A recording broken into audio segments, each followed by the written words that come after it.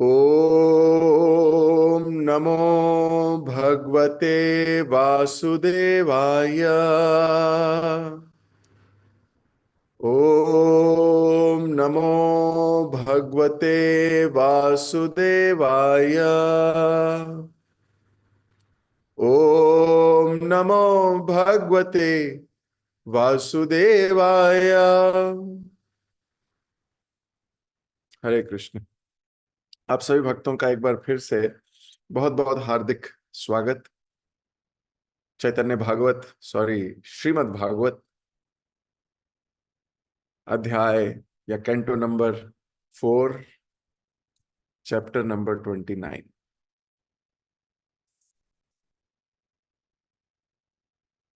चैतन्य भागवत और श्रीमद् भागवत में वैसे तो बहुत अंतर नहीं,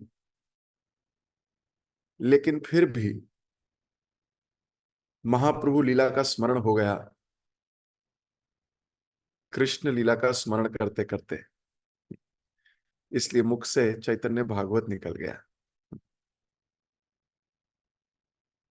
अहो भाग्य है उस जिह्वा के जो भगवान की किसी लीला को श्रवण कर, स्मरण कर कुछ कह देती है। नहीं तो इस संसार में तो जिह्वा कुछ उल्टा पुल्टा बोलने के लिए ही बनी है लोगों के हिसाब से। भक्त गलती भी करता है तो फिर भी भक्त का या भगवान का ही नाम ले लेता है तो उसकी गलती भी बड़ी सुंदर हो जाती है। तो चौथा स्कंद श्रीमद् भागवतम का 29th चैप्टर हम पढ़ रहे हैं। आज 3 श्लोक पढ़ेंगे हम, 18, 19, 20।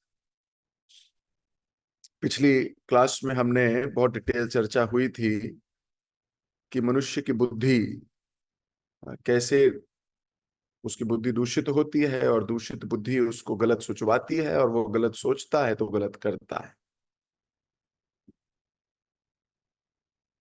भगवान के विरुद्ध कार्यों में लग जाता है। भगवान ने कुछ बातें हमें कही हैं करने के लिए, इंसान उसको छोड़ कहीं और ही लग जाता है, कहीं और ही फंस जाता है। मान के पीछे, प्रतिष्ठा के पीछे।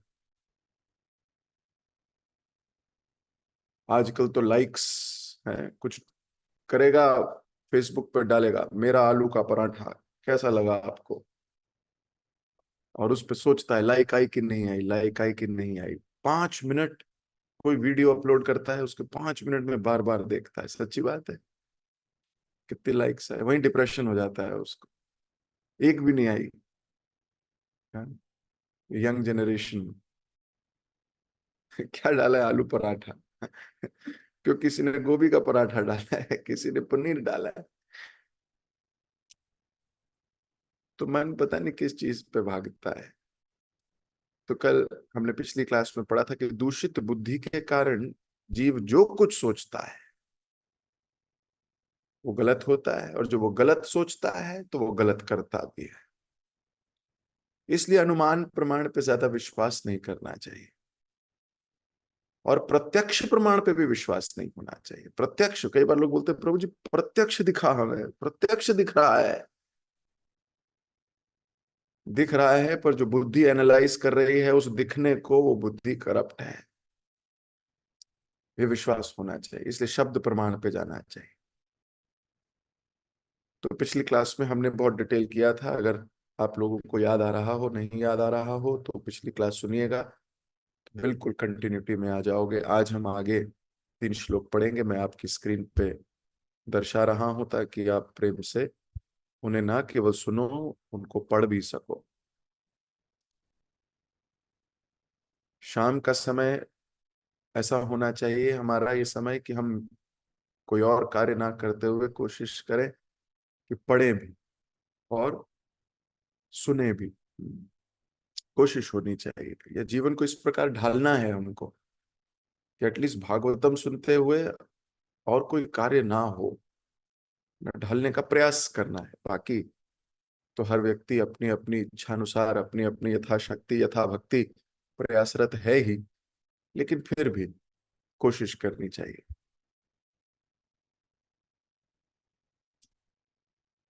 नारद मुनि ने आगे कहा, जिसे मैंने रथ कहा था वह वास्तव में शरीर है।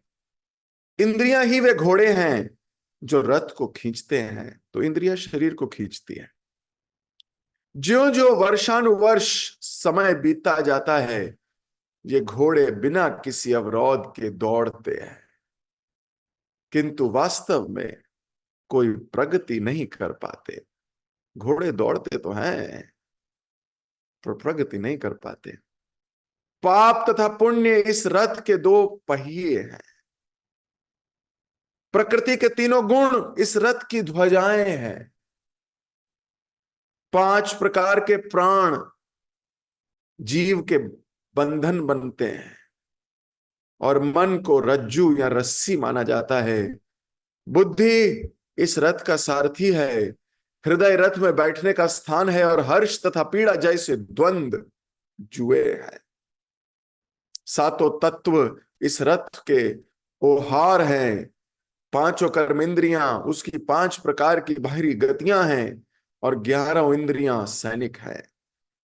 इंद्रिय सुख में मग्न रहने के कारण रथ परासीन जीव झूठी अभिलाषाओं को पूरा करने के लिए इतराता है और जन्म जन्मांतर तक इस इंद्रिय सुख के पीछे दौड़ता है।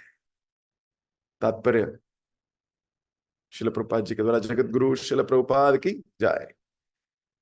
इन श्लोक में इंद्रिय सुख में जीव की लिप्तता का अत्यंत सुंदर ढंग से वर्णन हुआ है।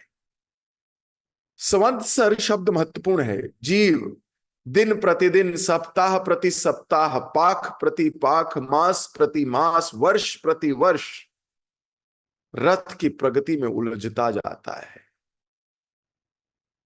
यह रथ के 2 पहियों पर टिका है जो पाप कर्म तथा पुण्य कर्म है। जीव अपने पाप तथा पुण्य कर्मों के अनुसार विशिष्ट तरह का शरीर पाकर विशेष स्थिति प्राप्त करता है, किंतु विभिन्न शरीरों में उसके देहांतरण को प्रगति नहीं माना जा सकता। वास्तविक प्रगति की व्याख्या भगवत गीता में गई है, तक्त्वा देहम पुनर्जन्म नायति। जब दूसरा शरीर ग्रहण नहीं करना होता तब मनुष्य की वास्तविक प्रगति होती है। जैसा कि चैतन्य चरितामृत में कहा गया है, ए ब्रह्मांड भरी नंत जीवगण, 84 लक्ष योनित करिए भ्रमण। जीव संपूर्ण ब्रह्मांड भर में घूमता है और विभिन्न लोकों में विविध योनियों में जन्म लेता रहता है। इस प्रकार वह ऊपर नीचे घूमता है, किंतु यह वास्तविक प्रगति नहीं है। वास्तविक प्रगति तो इस भौतिक जगत से पूरी तरह छूटना है, जैसा कि भगवत गीता में कथित है, आ ब्रह्म भवनालु लोका पुनर्वर्तनु अर्जुना मामुपेत्य तो कौन्तेय पुनर्जन्म न विद्यते। इस भौतिक संसार में सबसे ऊंचा लोक से लेकर सबसे निम्न लोक तक सभी दुख के स्थान है,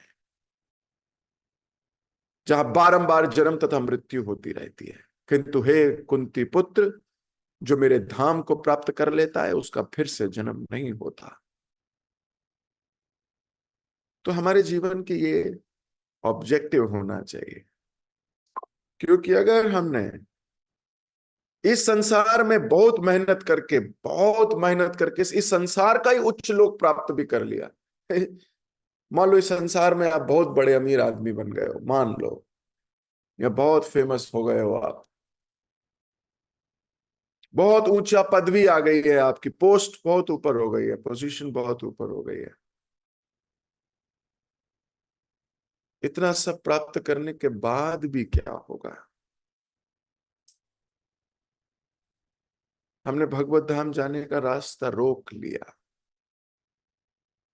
कहीं और निकल गए। वास्तविकता प्रभुपाद जी और नारद जी और व्यासदेव जी, यानी कि हमारे शास्त्र गुरु साधु, सभी बताने का प्रयास कर रहे हैं कि अपने जीवन की दिशा या दशा देखो। हमें चिंता होनी चाहिए कि क्या मैं गोलोक जा पाऊंगा? जो मेरी एक्टिविटीज हैं, क्या ये गुरु कृष्ण को प्रसन्न कर रही हैं? जो मेरी गतिविधि है, जो मेरे जीवन की रचना है, जो मेरे जीवन की ऊर्जा है, जो मेरे जीवन की डोर है, जो मेरे जीवन की सांस है, जो मेरे जीवन की लहर है, क्या वो लहर कृष्ण को प्रसन्न करेगी या नहीं? नहीं तो इस संसार में ऊंचे पद प्राप्त करके भी क्या हो जाएगा? अच्छा, संसार में ही नहीं, प्रभुपाद जी तो लिख रहे हैं इन लोकों में भी आगे निकल जाओगे, मान लो इससे ऊपर स्वर्ग लोक भी चले गए, ध्रुव लोक भी चले, मान लो आप ध्रुव लोक तो चलो आ गया स्पिरिचुअल जगत में, लेकिन अगर आप ब्रह्मा जी के लोक तक भी पहुंच गए, जो कि सबसे ऊपर लोक है इस मटेरियल वर्ल्ड का, भगवान लिख रहे हैं वो भी दुख का स्थान है, वहां भी दुख है, कहां बचोगे दुखों से? कहां बचोगे दुखों से? इसलिए अपने जीवन को जरा थामो, जरा थमो। खाली स्थान बनाओ अपने जीवन में, खाली स्थान ही नहीं है, हर वक्त इतनी भाग दौड़। Where is the empty space to talk to your self?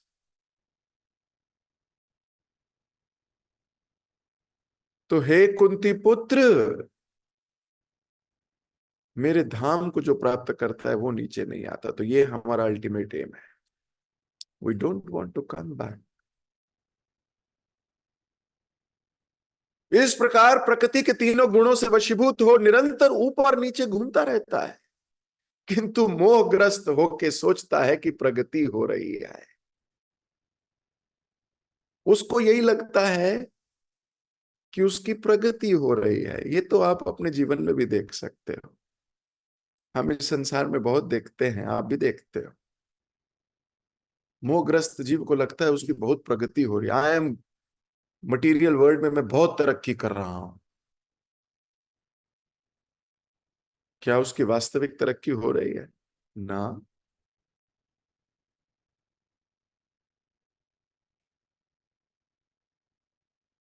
भक्ति में भी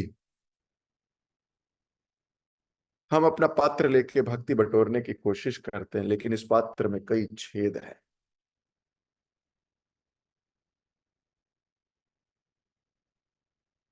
निकल जाती है और व्यक्ति सोचता है उसकी प्रगति हो रही है।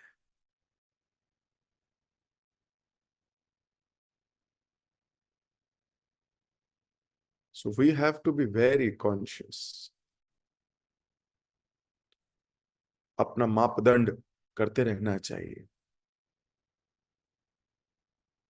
अपने शिक्षक से अपनी कॉन्शियसनेस की रिपोर्ट लेते रहना चाहिए। What is my report? मेरी क्या रिपोर्ट है? जिस प्रकार हम भौतिक संसार में ब्लड टेस्ट रिपोर्ट करा के डॉक्टर के पास जाते हैं, डॉक्टर साहब मेरा सीबीसी देख लो,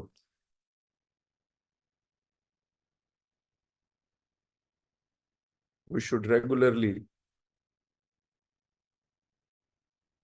डॉक्टर से कंसल्टेंसी लेते हैं ना हम।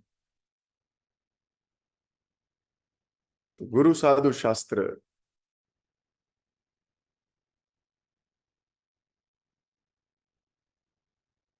तो मोहग्रस्त जीव को लगता है उसकी प्रगति हो रही है, इसलिए दैन्यता बड़ी जरूरी है।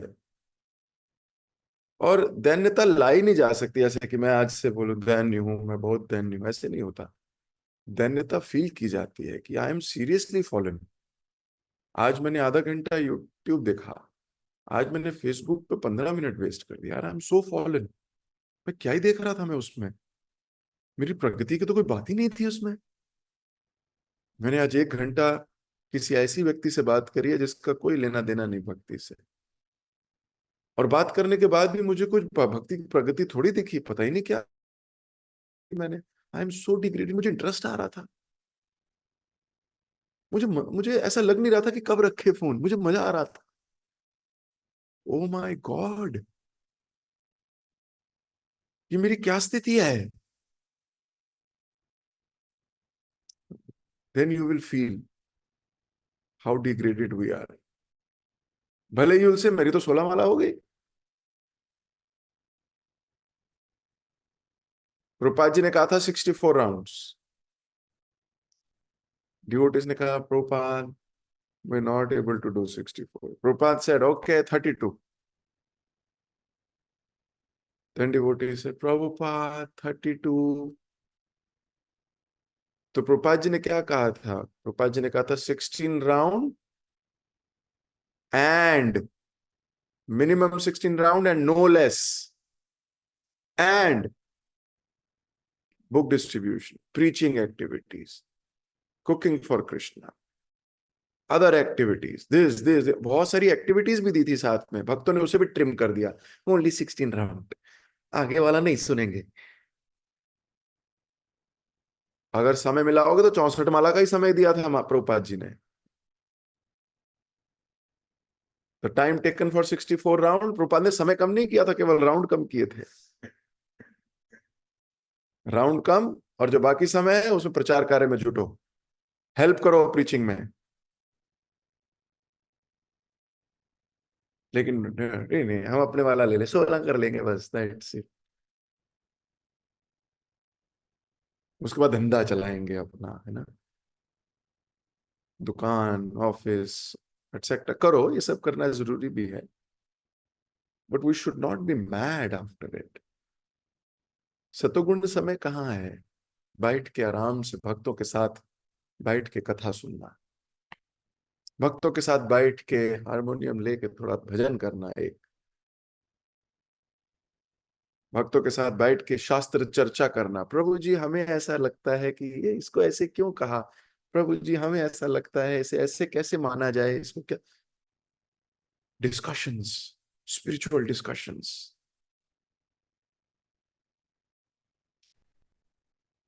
अगर हमने स्पिरिचुअल डिस्कशंस नहीं किए, तो अगर हमारी जड़ें ज्यादा मजबूत नहीं हुई, तो हल्की फुल्की हवा हिला देगी हमको, जड़ तो मजबूत नहीं है।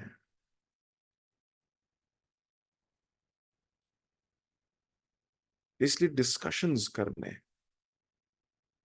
कहाँ समय है? समय बनाना होगा। You have to make time. Everybody in this world has 24 hours, no less and no more. जैसे होता है ना मेक मनी, ऐसे होता है make time. We have to make time,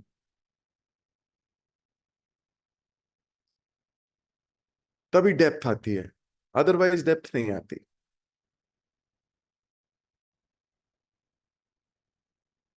नहीं तो लगेगा क्या, मैं प्रगति कर रहा हूं, जैसा कि यहाँ शिल प्रभुपाद जी लिख रहे हैं। जिस प्रकार वो नाव खिंचती चली जाएगी, आप नाव में चप्पू चलाए जा रहे हो, 16 माला, शास्त्र अध्ययन सब कुछ हो रहा है, पर शिप आगे जाएगी नहीं। It is anchored.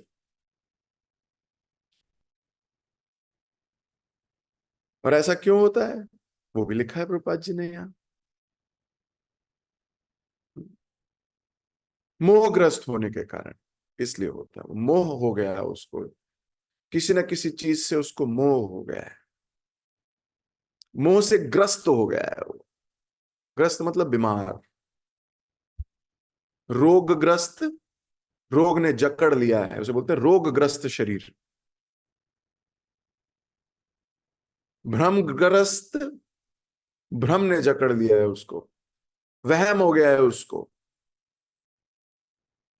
ऐसे मोहग्रस्त, जिसको मोह ने, इल्यूजन ने उसको जकड़ लिया है, उसको माया ने जकड़ लिया है। वो क्या सोचता है? वो सोचता है मेरी बहुत प्रगति हो रही है।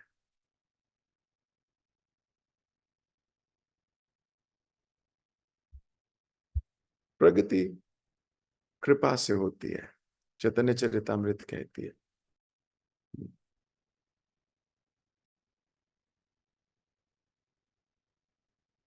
जिसमें दैन्यता दिखाई देती है उसको भगवान की कृपा मिलती है।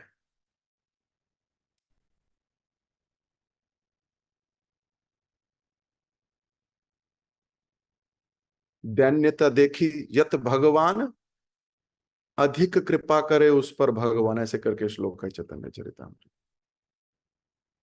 जिस पे दैन्यता ज्यादा दिखती है उस पे कृपा करते। प्रभुपाद जी के टाइम पे कुछ भक्त थे माला भी नहीं करते थे, पर प्रभुपाद जी की बात मानते थे, सहायता करते थे बुक डिस्ट्रीब्यूशन में, बुक प्रिंटिंग में। प्रभुपाद जी ने कहा है तुम्हें दीक्षा की भी आवश्यकता नहीं है, तुम भगवत धाम जाओगे। तुम्हें माला की करने की भी आवश्यकता नहीं है, तुम भगवत धाम जाओगे। Can you imagine?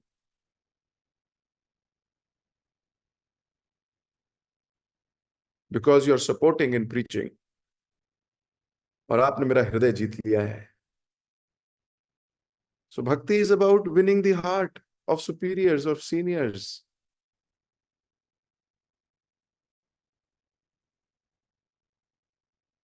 बिना दीक्षा के अंत समय ऐसे कई स्टोरीज हैं, बैक टू गॉडहेड मैगजीन में कई प्रिंट हुई। अंत समय भक्त लोग आ गए, भक्तों के कीर्तन करते करते भक्तों के साथ ऐसे संसार छोड़ा वृंदावन में भी। क्यों? क्योंकि प्रभुपाद जी ने 30 साल पहले कह दिया था तुम भगवत धाम जाओगे। सत्यम विधातु निज भृत्य भाष्यतम। और क्या किया था उन्होंने? प्रभुपाद जी की सहायता। प्रभुपाद जी का दिल जीत लिया था।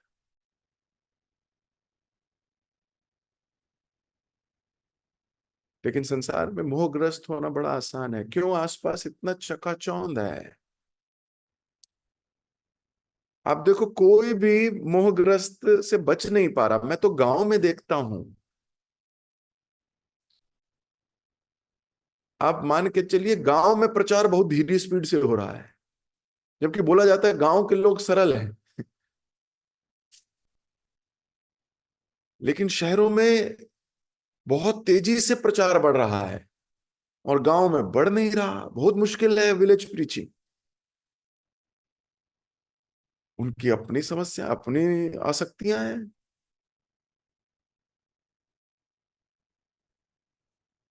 मोहग्रस्त है वो भी जहां इतनी डिस्ट्रैक्शन नहीं है, ना मॉल है, सोचो, ना तड़क भड़क है, कुछ ऐसा बहुत विशाल कार्य नहीं है जितना यहां है शहरों में।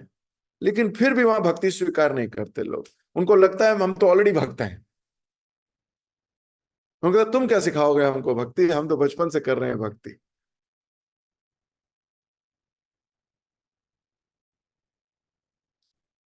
किसी भी गांव में चले जाओ वहां वो अपनी भक्ति कर रहे होते हैं। कोई स्थान बनाया होता है उन्होंने, कुल देवी स्थान या कोई स्थान ऐसा बनाया होता है, और वो उसी में लगे हैं सब के सब, अच्छे से करने का प्रयास कर रहे हैं और उनको लगता है वो भक्ति कर रहे हैं।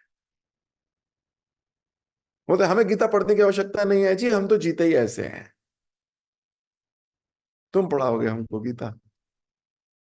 हम तो भक्त हैं, ऑलरेडी भक्त हैं।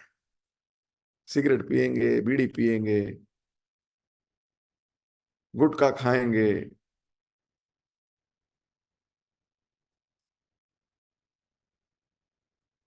तो ये मोहग्रस्त है कि हम ऑलरेडी भक्त हैं, इसलिए हमें ज्ञान की आवश्यकता नहीं है। क्यों आवश्यकता नहीं है? आवश्यकता है। ओपन माइंड नहीं है। इसलिए जब अपब्रिंगिंग में घुस गया होता है, वो अपब्रिंगिंग का बहुत इंपैक्ट होता है व्यक्ति के जीवन में। How have you been bought up? आपका ब्रॉट अप कैसे हुआ है? और वही ओपन माइंडेड व्यक्ति उसको, ही ब्रेक्स द शैकल्स, तोड़ता है उन रूढ़वादियों को। ओपन माइंडेड से समझने का प्रयास करता है, अच्छा मुझे नहीं पता। बारीकियों को समझने का प्रयास करता है। वो जानना चाहता है कि ऐसा क्यों, वास्तविकता से।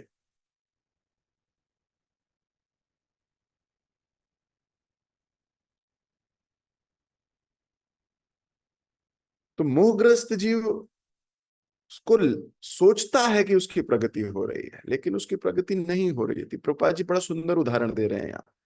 जिस प्रकार सैटेलाइट वो चलती रहती है निरंतर, कई बार 8,000 किलोमीटर पर सेकंड की स्पीड से। सोचो, इतनी शुभ करके निकल गई, इतनी स्पीड से, उसको लग रहा है मैं इतनी तेज स्पीड से जा रहा हूं, कहीं नहीं जाती। वो धरती का गुरुत्वाकर्षण से ही चक्कर लगा रही है उसी के आसपास, उसकी कोई प्रगति नहीं हो रही, वो वहीं चक्कर लगाए जा रही है। There is no improvement. लेकिन उसको चक्कर लगाते बहुत समय बीतता है। Where is the development? मोहग्रस्त हो जाता है व्यक्ति। धीरे धीरे जो गंभीर भक्त है उसकी क्वालिटी बढ़ती है ना। देखिए, 16 माला सब करते हैं, सभी करते हैं, कोई 18 करते हैं, 25 करते हैं, आजकल तो कई लोगों ने प्रण लिए हैं, 50 राउंड भी रोज कर रहे हैं, 64 भी हो रहे हैं, सभी करते हैं। What is the difference? Difference is the connect, difference is the bond, the difference is taste in holy name.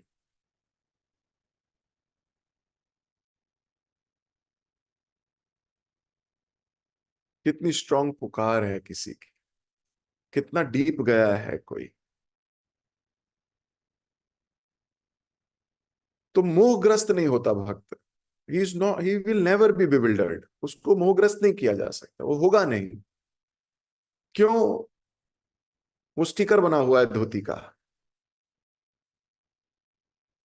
नहीं कर सकते उसे मोहग्रस्त।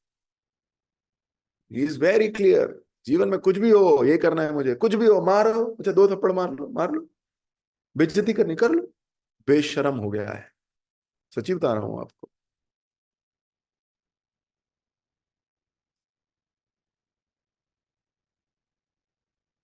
वो मोहग्रस्त क्यों होगा?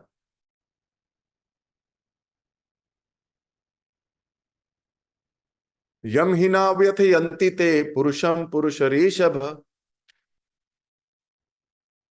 हे पुरुष ऋषभ, पुरुषों में श्रेष्ठ अर्जुन, भगवान बोलते हैं गीता में 3 अध्याय में। स सुखम दुखम धीरम स अमृतत्व कल्पते। जो सुख दुख में धीर है, गंभीर है, वो पाएगा अमृत को। जिसमें उत्साह भी है और धैर्य भी, यानी जीवन के अंत तक उत्साहित है। कई बार हमारा उत्साह आता है, थोड़े दिन में डाउन हो जाता है। हम देखते हैं कई बार नए भक्तों का बहुत उत्साह होता है, थोड़े समय बाद उनका उत्साह कम होने लगता है। फिर नए लोगों का उत्साह आता है, फिर पुराने लोग नए लोगों का उत्साह देख के और उत्साहित होते हैं। हाँ, अगर सही कॉन्शियसनेस में है तो फिर उत्साहित होते हैं, फिर उत्साह वापस आता है, फिर थोड़े दिनों में डाउन होता है, फिर उत्साहित, फिर उत्साह, ये चक्र चलता है। पर अगर हम उत्साह को जीवन के अंत तक बना पाए, अंत तक, बीच में कहीं उत्साह कम हो गया, कोई ना कोई परिस्थिति, 10 के नोट पे चला गया कोई, कोई 20 के नोट पे चला गया, कहानी सबने सुनी है। कोई 100 के नोट पे चला गया, अंत तक कौन पहुंचेगा? ये है पॉइंट। आपके जीवन की सफलता 25 साल, 30 साल, 35 साल, 40 साल नहीं है, जीवन के अंत तक है।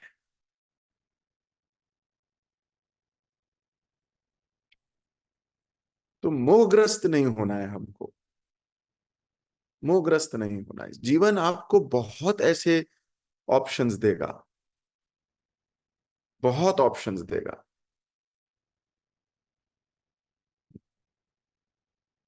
चैतन्य चरितामृत कहती है, 1000 कारण हो,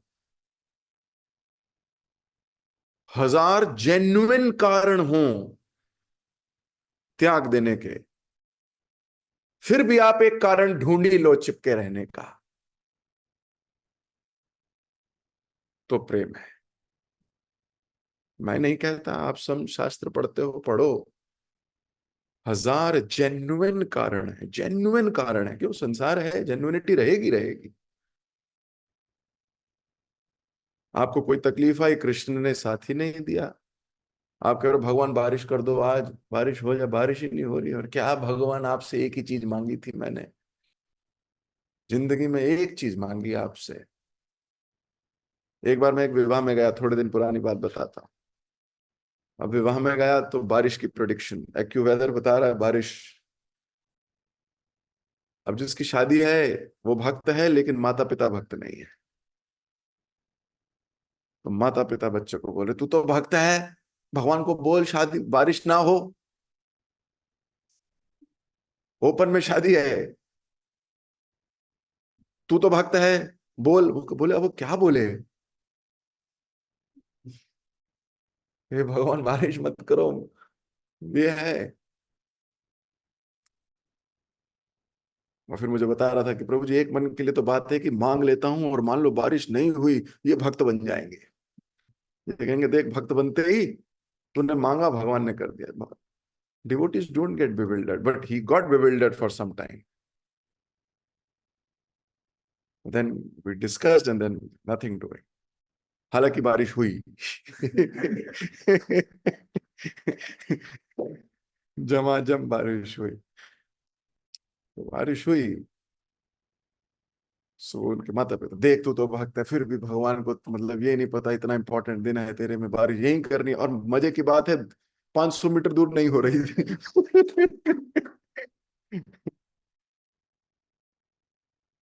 500 मीटर दूर नहीं हो रही। तो बहुत कई बार ऐसी परिस्थिति आएंगी, मोहग्रस्त हो जाएगा, वो कहेगा मैं भक्ति कर रहा हूँ कि मैं सही कर रहा हूँ, मैं पता नहीं यार, भगवान को इतना तो करना चाहिए था मेरे लिए, इतना इंपॉर्टेंट डे है, और मैं कौन सा, मैं तो यज्ञ कर रहा हूँ, संस्कार है।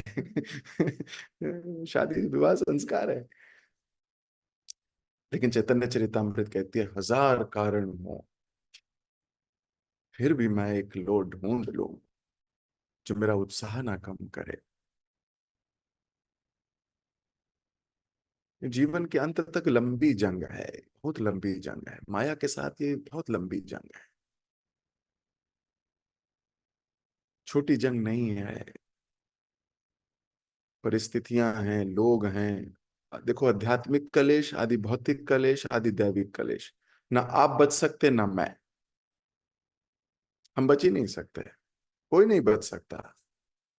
आप सोचो, श्रीमद् भागवतम में एक कथा आती है, दक्ष ने 10,000 पुत्र को जन्म दिया। हाँ, जन्म दिया 10,000 पुत्रों को। क्यों? क्योंकि ब्रह्मा जी ने कहा था। पहले भगवान ने सर्ग किया, ब्रह्मा जी को बोला विसर्ग करो, तो ब्रह्मा जी ने संतान उत्पन्न करने की आज्ञा मिली है भगवान से। ब्रह्मा जी ने पहले दक्ष को पैदा किया कि दक्ष, अब बेटा तू दक्ष है, बच्चे पैदा करने में तो एक्सपर्ट है, कर, एक्सपर्टली काम कर। उसने 10,000 बच्चे पैदा किए दक्ष ने एक साथ। वो सारे बच्चे थोड़े बड़े हुए, नारद जी आ गए। नारद जी ने कहा, मेरे प्यारे मित्रों,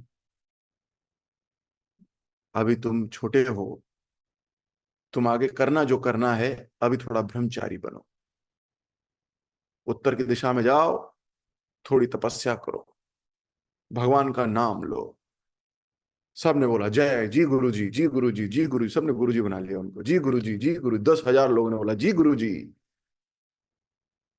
चले गए, फिर कभी लौट के ना आए। लो, पिताजी, पिताजी कह रहे 10,000 बच्चे गायब, एक साथ 10,000 बच्चे गायब हो गए पिताजी के। कहाँ गए? सब भक्त बन गए। क्या कर रहे हैं ये? आज्ञा से ही कर रहे हैं भाई। इनको आज्ञा मिली है ब्रह्मा जी की, और ब्रह्मा जी को आज्ञा मिली है भगवान की, तो अल्टीमेटली भगवान की आज्ञा का पालन हो रहा है। नारद जी क्या कर रहे हैं? वो अपना काम कर रहे हैं, उनको भगवान की आज्ञा है। दक्ष ने कुछ नहीं कहा, गुस्सा आया, लेकिन दक्ष ने कहा नहीं, वैष्णव अपराध नहीं करूंगा। मैं क्या करूंगा, अपने पे फोकस करता हूं। फिर से 1,000 बच्चे किए। जैसे 1,000 बच्चे पैदा हुए, नारद जी आ गए। नारद जी ने कहा, बच्चों, छोटे भाइयों को बड़े भाई का अनुगमन करना चाहिए। तुम्हारे बड़े भाई उत्तर की दिशा में गए हैं भक्त बनने, तुम क्या करोगे? बोले मैं भी, हम भी वही करेंगे गुरु जी, जय गुरु जी, जय गुरु जी। वो 1,000 बच्चे भी गुरु जी को फॉलो करके निकल लिए, ये भी नहीं आए वापस। अब दक्ष सोच रहा है 11,000 बच्चे चले गए, कहाँ चले गए? भक्त बन गए सबके सब। अब दक्ष नारद जी को श्राप देता है। सोचो, दो भक्तों के बीच में चल रहा है, दोनों आज्ञा पालन कर रहे हैं। दक्ष श्राप देता है, नारद तुम मेरी सेवा में खलल डालते हो। हाँ? मैं तुम्हें श्राप देता हूं, तुम कभी भी एक जगह ना बैठ पाओ। नारद जी भंगड़ा करने लगे। बोले तो कमाल हो गई, क्या जबरदस्त, मेरे को बहुत देर लगती थी चल के जाने में, अब तो मेरे ऊपर स्पीड आ गई। अब तो मैं एक जगह क्या फटाक से भागूंगा, फटाक से भागूंगा। कृष्ण की योजना थी। अब दक्ष की योजना पूरी नहीं हुई। दक्ष को बहुत अफसोस हुआ। दक्ष को क्या अफसोस हुआ कि उसने एक भक्त के प्रति अपराध किया। He considered himself as an offender. I offended a devotee. मैंने एक भक्त को ऑफेंड किया। उसने भी तो, वो भी तो भगवान की सेवा कर रहा है भगवान की आज्ञा से, ये मैंने क्या किया? He offended a devotee. दक्ष बहुत गंभीर हो गया, गलती हो गई उससे बहुत बड़ी। आगे जाके फिर उसको सजा मिली इसकी, वो अलग लंबी गाथा है, किसी दिन चर्चा करेंगे उसके ऊपर। लेकिन मोहग्रस्त कोई भी हो सकता है, लंबा जीवन है, कोई भी हो सकता है, किसी के साथ भी हो सकता है। आदि भौतिक कलेश, आदि दैविक कलेश, आध्यात्मिक कलेश, ये केवल दुनिया के लिए नहीं है। हम जो बोलते हैं आप सबके लिए, है ना, प्रचार करने निकलते हो तो आप लोगों को बताते हो ये 3 तरीके के क्लेश हैं, ये सब हमारे साथ, हम सबके साथ है। भक्त भी इससे अछूता नहीं रहता। उसके साथ भी आध्यात्मिक कलेश होगा, यानी कि उसके मन का कलेश। उसके साथ भी आदि भौतिक, दूसरे भक्त आके कुछ कर जाएंगे, आदि दैव। इन कलेशों के बावजूद उसको इन तीनों गुणों से ऊपर उठना है। त्रिगुण्या विश्यावेदन त्रिगुण्य भवा अर्जुना, उसको ऊपर आना है। And then he will be situated in trance, जिसको बोलते हैं सामृतत्व कल्पते।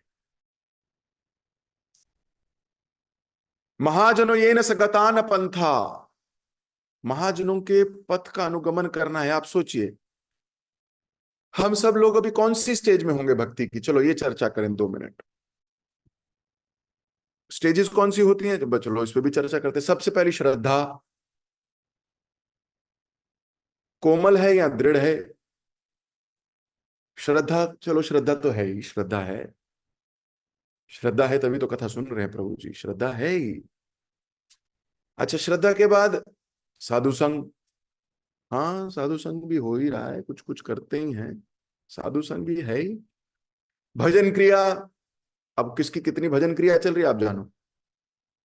भजन क्रिया। अनर्थ निवृत्ति, क्या सारे अनर्थों से निवृत्त हो गए? बताओ। मैं तो नहीं हुआ बाबा, आप सब तो फिर भी हो सकता हो गए हो, कृष्ण जाने।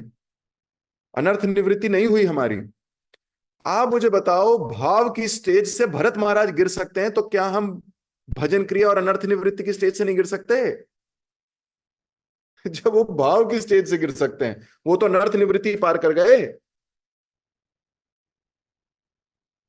वो तो निष्ठा पार कर गए, वो तो रुचि पार कर गए, वो तो आसक्ति पार कर गए। भाव की स्टेज में आकर गिर गए, मोहग्रस्त हुए वहां भी। भाव की स्टेज में जाके मोहग्रस्त हो गए, तो क्या हमारा आध्यात्मिक कलेश हमें भजन क्रिया या श्रद्धा या साधु संघ की स्टेज पे ग्रस्त, मोहग्रस्त नहीं कर सकता? अरे भाई कर सकता है। इसलिए अपनी अपनी स्थिति जानो, हमें गहरा जाना है, बहुत गहरा।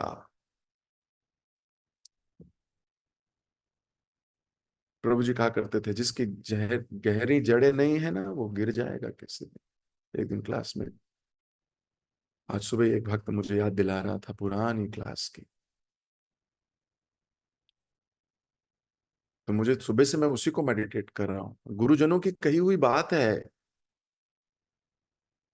फ्लॉप नहीं होती, फेल नहीं होती, उससे पकड़ के रखना है। एकदम से स्मरण हो गया सुबह सुबह, जब में एक भक्त ने, जब के बाद की चर्चा हो रही, ऐसे बैठे थे तो बोला कि प्रभु जी बहुत समय पहले प्रभु जी ने ऐसा कहा था। तो एकदम से मुझे, उस वक्त तो मैंने कोई रिएक्शन नहीं दिया, लेकिन पूरा दिन मेरे दिमाग में यही घूमती जा रही है बात, आज पूरा दिन। और सुबह तो चैतन्य चरितमृत में आ ही गया, डाउट फॉल्ट अपने देखो, तो कितना डर लगता है फिर, है ना, यू बिकम स्केर्ड।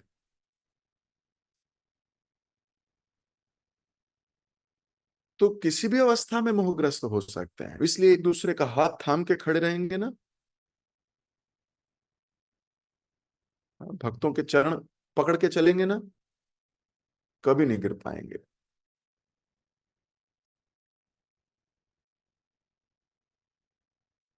तो वास्तव में वायुयान कोई प्रगति नहीं कर पाता, क्योंकि वह पृथ्वी के गुरुत्वाकर्षण से बंधा होता है। आगे प्रभुपाद जी लिख रहे हैं, मैं आपकी स्क्रीन पे दिखा रहा हूं ताकि सब मिलकर पढ़ भी सकें।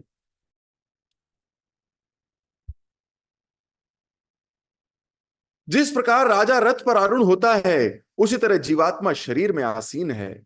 उसके बैठने का स्थान हृदय है, जहां वह जीवन संघर्ष में जुटा रहना, और यह संघर्ष बिना किसी प्रगति के अनवरत चलता रहता है। नरोत्तम दास ठाकुर के शब्दों में, कर्म कांड ज्ञान कांड केवल विषय भांड, अमृत बालिया ये बखाए, नाना योनि सदा फिरे, करते भक्षण करे, तार जन्म अध्य पाते आए। यानी कि कर्म कांड तथा ज्ञान कांड के प्रभाव में आकर जीव अत्यंत संघर्ष करता है। कर्म कांड क्या है? कुछ कर्म करना, कुछ फल की इच्छा से, मैं ये कर रहा हूं, अब इसके बदले में मुझे ये मिल जाएगा, मुझे फेम मिलेगा, मुझे धन मिलेगा, मुझे प्रतिष्ठा मिलेगी, मुझे कुछ भी मिलेगा, मुझे आई विल गेट समथिंग। और एक के बाद एक विविध योनियों में शरीर प्राप्त करता है। वह सभी प्रकार से ग्रहित भोजन करता है और अपने सुख भोग के कार्यों द्वारा धिक्कारा जाता है। यदि कोई सच में जीवन में प्रगति करना चाहता है, तो उसे कर्म कांड तथा ज्ञान कांड की विधियों को त्याग देना चाहिए। कृष्ण चेतना में स्थिर होने पर मनुष्य जन्म तथा मृत्यु के बंधन तथा व्यर्थ जीवन संघर्ष से मुक्त हो जाता है। हम कितना संघर्ष कर रहे हैं जीवन जीने के लिए, सोचो। वो मुक्त हो जाएगा, उसे संघर्ष करना ही नहीं है। वास्तव में अगर हम 2 मिनट सोचें, हमें खाने के लिए क्या ही चाहिए, चलो मतलब अगर इसको सोचें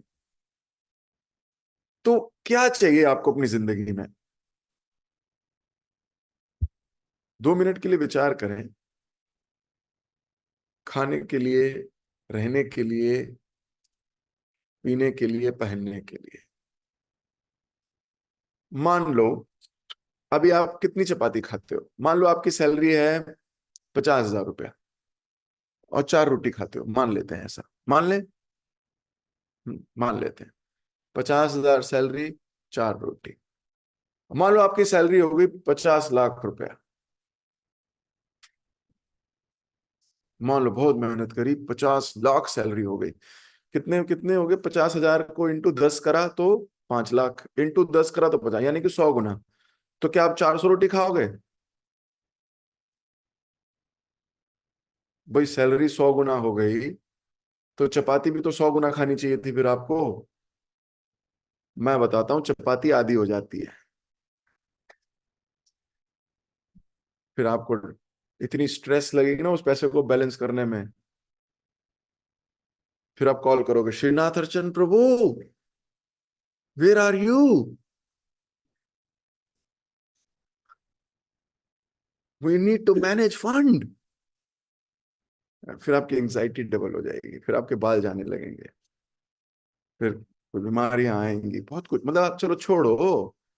मैं तो ये कहना चाहता हूं कि सैलरी, अगर आप 50 लाख रुपया भी कमा लोगे तो क्या खाना ज्यादा खाने लगोगे क्या? नहीं, हमें बहुत कुछ नहीं चाहिए, इस पे विचार करना होगा। हमें बहुत कुछ नहीं चाहिए। अब शास्त्रों का निर्णय है, साधुओं का निर्णय है कि इस रजोगुण से वापस आया जाए और सत्वगुण में स्थित हो, जहां समय हो हमारे पास। When are you thinking of that life? आप उस जिंदगी को कब सोचते हो? Yes, you should retire, you should have some amount, I'm not saying, लेकिन आप अपने शरीर की आवश्यकताओं को देखो। You don't need much. हमें बहुत कुछ नहीं चाहिए, बहुत कुछ नहीं चाहिए, लेकिन हमने आर्टिफिशियल नीड्स और एब्सोल्यूट नेसेसिटी, प्रभुपाद जी इसके बारे में चर्चा करते थे दो बातों में, absolute necessity and artificial needs. इन दोनों में हमने बहुत डाइकोटमी बना ली है, बहुत बड़ा गैप कर दिया है हमने। We need very little but we want more. हम क्यों नहीं आराम से बैठ के जीवन जी सकते हैं? भागवतम में क्यों नहीं टेस्ट ले सकते?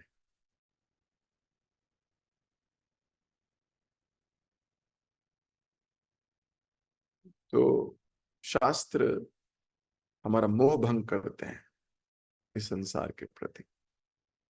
हमारी डिजायर्स ही लिमिटेड कर देंगे वो। We don't have unlimited desires. अगर जीव के पास अनलिमिटेड डिजायर्स हैं, वो कैसे प्रसन्न रह सकता है बताओ? संतुष्टि के ढक्कन के बिना प्रसन्नता कैसे आएगी? प्रसन्नता संतुष्टि के पीछे पीछे चलती है, अनुगामिनी है। पहले संतुष्टि आती है और फिर प्रसन्नता। What are we doing to be satisfied with what we have? Krishna हमें देंगे जितना हमें चाहिए। विश्वास मानो इस बात को। हमें बहुत कुछ नहीं चाहिए।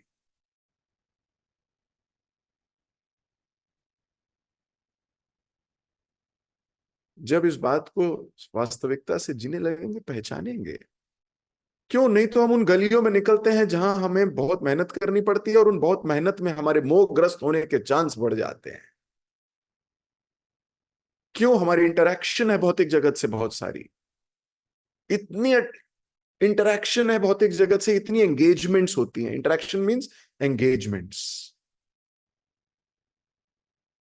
and then you're engaged a little too much, and later you realize that it was a little too much. We don't realize at that moment that it is too much. हमें रियलाइजेशन थोड़े दिन बाद होती है। We were absorbed. Then Krishna, through his own sweet will, pulls us out. तो शिल प्रभुपाद जी यहाँ बोल रहे हैं हमें मोहग्रस्त नहीं होना है, और मोहग्रस्त कोई भी हो सकता है, इसलिए कोई हीरो ना बने। Nobody should think कि मैं मोहग्रस्त नहीं हो सकता। बिल्कुल नहीं सोचना।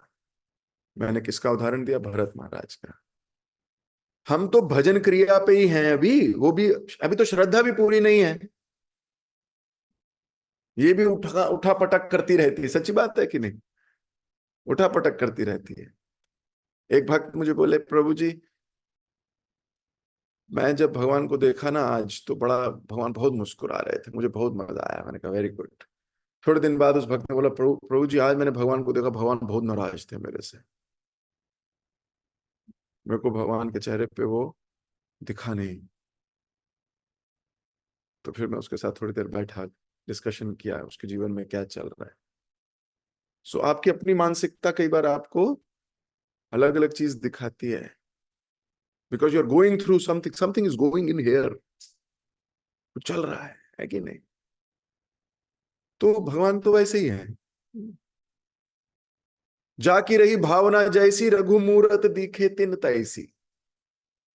उसको रघु की मूर्त, भगवान की मूर्ति वैसी ही दिखती है जैसी उसकी भावना चल रही है। भगवान तो वैसे ही है, but he is not liking and sometimes he likes। अभी तो हमारी श्रद्धा ऊपर नीचे होती है, फिर भजन क्रिया ऊपर नीचे होती है। टेस्ट नहीं आता किसी दिन माला करते करते, मंगला आरती करते हैं तो मतलब वो टेस्ट ही नहीं आ रहा होता, वो बस 5 मिनट में फटाक से खत्म। क्यों? क्योंकि गुरु को वचन दिया है करनी है तो करनी है, पर टेस्ट नहीं है। फिर जपा में टेस्ट नहीं, हियरिंग में टेस्ट नहीं है, पढ़ने में टेस्ट नहीं आ रहा। पर ये तो कृपा है कि गुरु को दे दिया, वो अटका हुआ है गुरुदेव का जो एक स्नेह है, प्रेम है। ऐसे करते करते निकल जाएंगे भगवतम, ये बात भी सच है। लेकिन लगे रहेंगे तब। माया पूरी जान लगाएगी आपको हटाने में, पूरी जान लगाएगी, ऐसे थोड़ी छोड़ देगी आपको।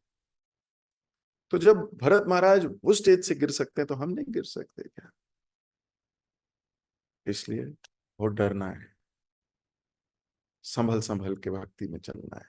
जगत गुरु शिल प्रभुपाद के जय, ग्रंथराज श्रीमद् भागवतम के जय, आप सभी कृष्ण प्रेमी भक्तों की जय। किसी भक्त का कोई प्रश्न? यस, विशिष्टमृत प्रभु। जैसे अभी आपने कुछ सिखाया है, अभी का रास्ते तो भाई आपके रास्ते तो अभी आपने क्वेश्चन ये बोला कि इंसान के जैसे दिमाग में कुछ ना कुछ चल रहा होता है, जैसे रास्ते से आ रहे कुछ चल रहा होता है कि अच्छा भगवान के लिए हमें ये भी करना है, भगवान के लिए हमें भूख भी लगाना है, ये भी करना है। एक चीज ये आगे पॉइंट कि हम भगवान के बारे में सोच रहे हैं, एकदम से कुछ चेंज हो जाता है। अच्छा परिवार में ये भी करना है, यहाँ ये भी चल रहा है, अच्छा उसको पेमेंट देंगे, ये भी चल रहा है, तो दोनों चीजें एकदम से सटीक चेंज हो जाता है। तो इसको जो है कि कैसे कंट्रोल करें, मतलब अगर मैं मेडिटेट कर रहा हूँ भगवान के बारे में तो लेकिन घर को भी चलाना है। सो वो भी जरूरी है। You have to think about the responsibilities also, वो भी आपको सोचना है। लेकिन एटलीस्ट ये सोचो कि एटलीस्ट श्रवण करते वक्त, जप करते वक्त, मंगला आरती करते वक्त एटलीस्ट ये कुछ समय तक तो और कोई भौतिक चीज आपको ना सताए। जैसे गुरु महाराज कहते थे, a galloping horse can not drink water. तो एक बारी में एक ही काम करो। Devotees are not multitaskers. वो जप के समय मल्टीटास्किंग नहीं करते, वो मंगला आरती के समय मल्टीटास्किंग नहीं करते। मल्टीटास्किंग जो एक कॉन्सेप्ट है, ये वास्तविकता में ये श्राप है भक्ति में, समझिए आप। We we are not multitaskers. और अब तो भौतिक संसार में भी रिवर्ट हो गया है, मालूम है आपको? आज से 10 साल पहले मल्टीटास्कर्स को बड़ा हायर किया जाता था, मल्टीटास्कर है, मल्टीटास्कर है। आज की डेट में multitaskers are redundant people, you don't employ them. Latest trend, you don't want people who can do multitasking. हम नहीं चाहते कि मल्टीटास्किंग वाले लोग, कहते पहले एक टास्क कंप्लीट करने वाला आदमी मिले, जो एक चीज पकड़ता है एक चीज खत्म करता है।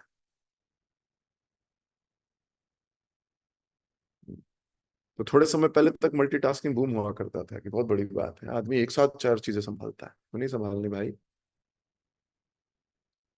पर भक्ति करते समय, जप करते समय या भगवान पे ध्यान केंद्रित करते समय, उस वक्त तो कुछ और कार्य मत करो। हाँ, कुछ और कार्य करते वक्त भगवान याद आ रहे हैं, बहुत अच्छी बात है, ठीक है। अब मान लो आपको ऑफिस में कुछ काम करते करते कृष्ण याद आ रहे हैं, बहुत अच्छी बात है। लेकिन कृष्ण याद करते करते ऑफिस याद आ रहा है, ये अच्छी बात नहीं है। Then there is a trouble. समझ में आई?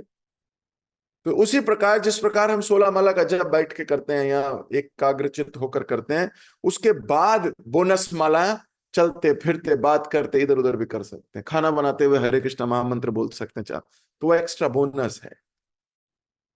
तो ऐसे अगर आप मान लो आ रहे हो और फिर आपके दिमाग में कृष्ण का भी स्मरण आ रहा है, पर बीच में भौतिक कार्य भी आ रहे हैं, कोई प्रॉब्लम नहीं, आप अपनी साधना के समय तो फोकस थे। Okay, so don't worry. भक्तों को तो भगवान को हटाने में दिमाग लगाना पड़ जाता है, अरे अब तुम मत याद आओ भाई, काम करने दो।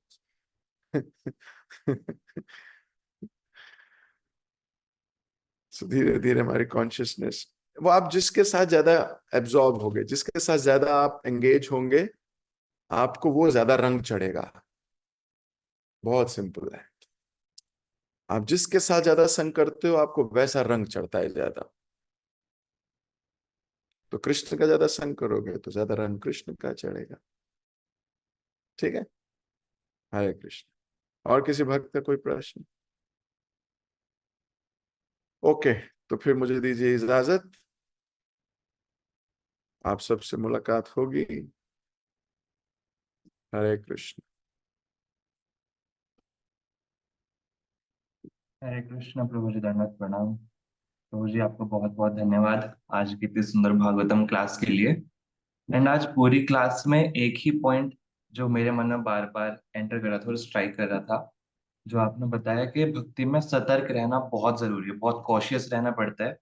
क्योंकि भक्ति की इतनी स्टेजेस हैं, श्रद्धा से लेके प्रेम तक की स्टेजेस कवर करनी होती है और भक्त हर एक स्टेज को ट्रेवल करता है।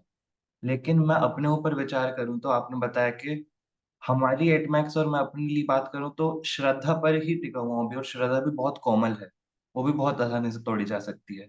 लेकिन हम एग्जाम्पल देखते हैं भागवतम में कि भरत महाराज तो भाव की स्टेज पे जाके भी गिर गए थे क्योंकि माया ने उनको भटका दिया था। तो फिर मैं कौन होता हूँ ये सोचने वाला, या फिर इस घमंड में रहने वाला कि मेरा कुछ नहीं होगा या फिर मेरा फॉल डाउन नहीं होगा। क्योंकि अभी तो श्रद्धा भी इतनी कोमल है, मन में कानों में कहीं से कुछ विपरीत बातें आ गई तो भगवान पे श्रद्धा डगमगा सकती है। तो बहुत सतर्क रहना चाहिए, और सतर्क रहने के लिए भक्तों के संग में रहना बहुत जरूरी है। क्योंकि शास्त्र खुद बताता है, हमारे आचार्य ने खुद लिखा हुआ है कि भक्ति का उद्गम स्थान ना तो हमारे अच्छे कर्म हो सकते हैं, ना ही भगवान खुद हमारे हृदय में भक्ति डाल सकते हैं। लेकिन केवल भक्त ही है जो हमें भक्ति प्रदान कर सकता है, क्योंकि भक्त अपने हृदय में उस भक्ति को कैरी कर रहा है जो भगवान के प्रति उसको श्रद्धा उत्पन्न करा रही है। तो वो ही हमें पास ऑन कर सकता है अपनी कृपा के द्वारा। तो भगवान के भक्तों के संग में रहना बहुत जरूरी है यदि हम बच के रहना चाहते हैं। एंड संग करने का तरीका तो रूप गोस्वामी बताती है नेक्टर ऑफ इंस्ट्रक्शन में कि ददाति प्रतिगणाति गुह्यमख्याति प्रयच्छति भुंजते भोज्यते चैव षड्भिर प्रीति लक्षणम। तो इन 6 प्रोसेस को करके भक्तों के संग में रहना है। ये नहीं कि बस चले गए और उनके सामने अपनी प्रेजेंस शो कर दी। संग करना मतलब ये 6 के 6 प्रोसेस का हम पालन करेंगे अपने सीनियर्स के साथ, अपने वैष्णवों के साथ। तब हम उनका संग कर पाएंगे और तब हम भक्ति में बचे रहेंगे। कि जब इतने क्लोजली हम एसोसिएट करते हैं और उनकी सेवा करते हैं तो प्रसन्न होके ही हमें भक्ति प्रदान कर सकते हैं और हमें बचा के रखेंगे माया से। एंड प्रभु जी भागवतम के आधार पर बताया कि मोह के कारण जीव अपनी आवश्यकताओं को इतना फैला लेता है, इतना फैला लेता है, जैसा आपने बताया कि उम्र के साथ हमारी रोटी खाने की कैपेसिटी बढ़ती है या फिर कम होती जाती है। तो उसी प्रकार से व्यक्ति धन को, ज्ञान को, कर्म को, जैसे नरोत्तम दास ठाकुर भी आज के परपट में बता रहे थे कि बढ़ाता रहता है, बढ़ाता रहता है, तो उसका मोह बढ़ता रहता है लेकिन संतुष्टि कम होती जाती है, संतुष्टि नहीं बढ़ पाती उसमें। और बिना संतुष्टि के आपने बताया कि प्रसन्नता की स्टेज हम पा नहीं सकते। एंड प्रभु जी इसका एक उदाहरण मैं ये भी समझता हूँ कि जो भगवान हमारे इष्ट हैं, जिन भक्तों का हम अनुगमन करना चाहते हैं, वृंदावन के जो रागात्मिका भक्त हैं भगवान के, गोप हैं, गोपियां हैं, नंद यशोदा हैं, तो यदि हम उनको देखें तो उनका कितना सिंपल लिविंग स्टाइल था। दे ऑल आर विलेजर्स और भगवान की सेवा बहुत सिंपली सेटिंग में करते हैं। और हम वृंदावन की सेटिंग पे देखें आज से 50 साल पहले भी तो कितना सिंपली सिटी थी वृंदावन में, और कितने सेटिस्फाइड थे वहां के सब भक्त, कितने प्रसन्न रहते हैं क्योंकि सिंपल लिविंग है और भगवान की सेवा पर ही वो फोकस करते हैं, अपनी आवश्यकताओं को अननेसेसरीली बढ़ा के नहीं रखते। तो ये जो भक्त हैं जिनका हम अनुगमन करते हैं और जो हमारे खुद इष्ट हैं श्री कृष्ण, वो इतने सिंपली जीते हैं, उन्होंने अपनी कोई आवश्यकता नहीं बढ़ा रखी। तो फिर हम क्यों उस पाथ पर जाएं। हमें भी सिंपली रहना चाहिए और सेटिस्फाइड रहना चाहिए अपनी आवश्यकताओं से। तो प्रभु जी ये मेरी लर्निंग थी। लास्ट में निष्कर्ष ये निकला कि जो आज मैं मेडिटेट करूंगा जिस पॉइंट पे कि सतर्कता बहुत जरूरी है भक्ति में, क्योंकि माया बहुत स्ट्रांग है। और यदि गुरु की आज्ञा से आसक्त होकर चलेंगे हम भक्ति में तो ही बचने का एक मार्ग है। So we should always be cautious. तो आपको बहुत बहुत धन्यवाद इतनी सुंदर क्लास लेने के लिए, और आप सभी भक्तों को बहुत बहुत धन्यवाद इतने प्रेम से श्रवण करने के लिए। हम सब प्रभु जी का धन्यवाद करने के लिए एक बार हरे कृष्ण महामंत्र बोलेंगे। हरे हरे कृष्णा हरे कृष्ण हरे कृष्णा कृष्णा कृष्ण कृष्णा हरे कृष्ण हरे, हरे हरे, हरे हरे राम राम हरे हरे राम। राम राम राम हरे हरे। हरे कृष्ण। हरे हरे कृष्णा कृष्ण प्रभु जी, दंडवत दंडवत प्रणाम। प्रणाम। हाँ प्रभु हरे प्रभु जी दंडवत प्रणाम। हरे हरे कृष्णा कृष्णा हरे कृष्णा प्रभु जी दंडवत प्रणाम। हरे हरे हरे कृष्णा हरे कृष्णा प्रभु जी दंडवत प्रणाम। हरे कृष्णा दंडवत प्रणाम हरे कृष्ण प्रभु जी दर्शन करना। हरे कृष्णा दंडवत प्रणाम।